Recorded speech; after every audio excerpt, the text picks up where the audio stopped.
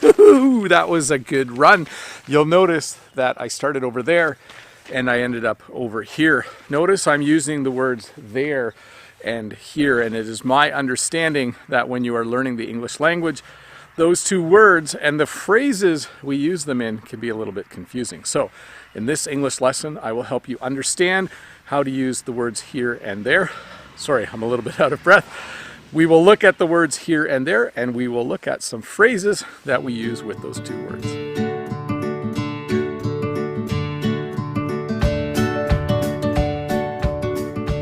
Well, hey, welcome to this English lesson on the words here and there. I'm so happy that I can be here to help you learn a little bit more about the English language. Before we get started though, don't forget to click that red subscribe button below and give me a thumbs up if this video is helping you learn just a little bit more English. So before we talk about phrases with the words here and there, let's talk about the basic meanings of each of the words. The word here refers to any area right around me. So I am standing here in front of you. When I talk about the word here, just imagine that the speaker or the person using the word here is at the center of whatever they are talking about. So I am standing here, I am in the center. The word there is the opposite. So anything far away from me, I am standing here, I am not standing there. So the first phrases I want to talk about are phrases that use up here and up there. I am currently on the ground, but I could climb up there. Let me do that for a sec. Now that I have finished climbing, I would say that I am now up here. So when I was on the ground, I described it as that I wanted to climb up there. But now that I have arrived, I would say that I am now up here. I should climb down again. I don't climb up this high very often, and I'm a little scared of heights. The next two phrases I wanted to look at are the phrases down there and down here. Currently, I am up on this wagon, and I want to climb down there. I'm going to do that slowly. I don't want to shake the camera too much. I don't want to fall. But now that I am down here, I feel a lot safer. So I was definitely up there, and now I am down here. Hopefully you're not getting confused yet. The next two phrases I wanted to look at are the phrases over there and over here. You'll notice maybe that it's raining a little bit, but my umbrella is over there. I should go get my umbrella and bring it over here. When your umbrella is over there and it's raining where you're standing, you need to go get it. So let me go get it and bring it over here. See if, there we go. That's a lot better. So you'll notice that my umbrella was over there, but now my umbrella is over here.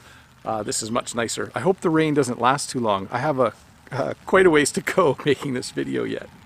So let's talk about the two phrases in here and in there. I have this pylon and I have this pail. Because they are close to me, I can, ooh, that echoes a little bit. I can put this pylon in here. If this pail though was far away, let me go put it far away.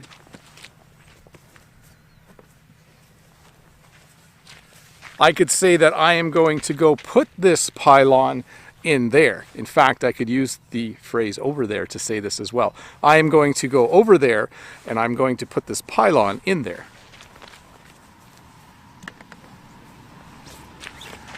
You might be wondering why I'm putting pylons in the pail. It was the first two things I found that I could use to demonstrate these phrases. So anyways, that pylon is now in there. Let's talk about the phrase on here or on there. If I want to put this pylon on this wagon, I could say I'm going to put it on here. Can't quite see that, can you? Because the wagon is close enough that I can reach it, I can say that I'm going to put the pylon on here. But if I wanted to put the pylon on that trailer, I would say that I'm going to go put it on there. So I'm standing inside my barn right now, and I want to talk about the phrases out there and out here. If I was inside a building looking out, I could say, oh, it looks like it's raining out there. So I'm talking about the area outside of the house using the phrase out there. I think it is raining out there. I think it might be cold out there. I think that it might snow out there later today. I hope it doesn't snow. I know I like snow, but I hope it doesn't. If, however, I am actually outside, I could say that it is raining out here. I could say that it is cold out here. I could say that it might snow out here later today.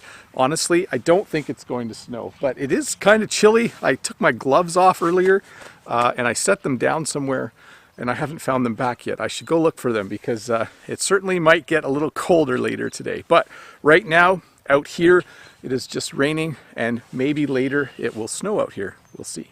So over there, you can see Jen. She just came back from the grocery store. We are staying self-isolated, but we did need to send Jen out to get some groceries. So she went to the grocery store, but you can see her over there driving in. I'm just using the phrase over there if you didn't notice. So I'm going to use my fake phone for this one. If I was to dial someone's number and if the phone was to ring and then the person who picked it up wasn't the person I was calling, I could say, is Dave there? So basically I am asking if you could get Dave and put him on the phone. So I would use the word there. Is Dave there?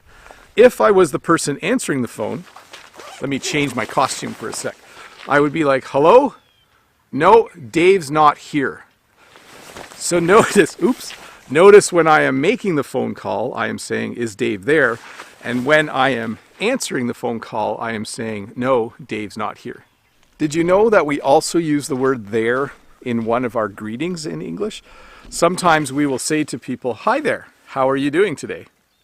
So I can't go to a restaurant today. That would be irresponsible. But there are two phrases you might hear in a restaurant using the words here and there.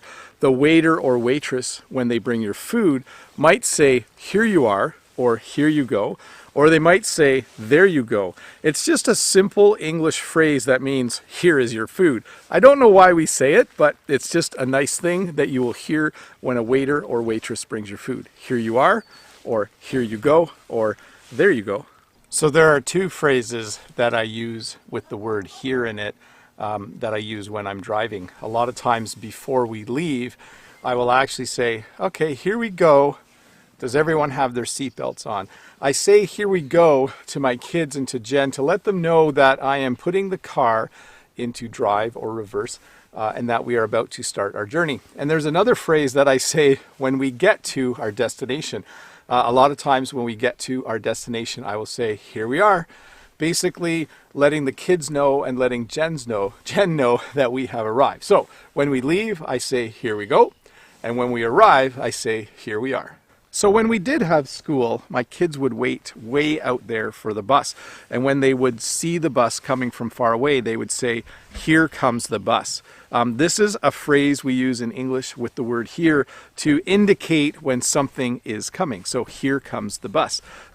After they get on the bus and the bus leaves, we would use a different phrase. We would say, there goes the bus. So when you say, here comes the bus, or anything else that is coming, it means that you see it and it is coming towards you. When you say, there goes the bus, or are talking about anything else that is leaving, you are basically saying that it is going away from you and it is leaving. So here comes the bus, there goes the bus. So we have another phrase in English that uses the word there, and it's the phrase to be there for someone. This is really hard to do right now in the world because we are all supposed to stay home. You are staying home, right? Stay home, stay safe. But we have this phrase to be there for someone. When you say that you are there for someone, it means that they can share any bad things that are happening to them in their life, and that you will be very compassionate and you will be very kind and very supportive of them. So when you are there for someone, it means that you are a shoulder that they can lean on in a time of trouble, and that you are someone that they can talk to if they need to talk to someone. So hopefully right now we can all be there for each other around the world as we go through this crazy, crazy time. Well, Well, hey, thank you so much for watching this video about the words here and there and some English phrases to go along with them. I really hope it wasn't too confusing for you, and I hope you were able to learn just a little bit more English. Don't forget, if you are new here, please hit the subscribe button and give me a thumbs up if this video helped you learn just a little bit more English. And while you're here, if you have the time, why don't you stick around and watch another video or two.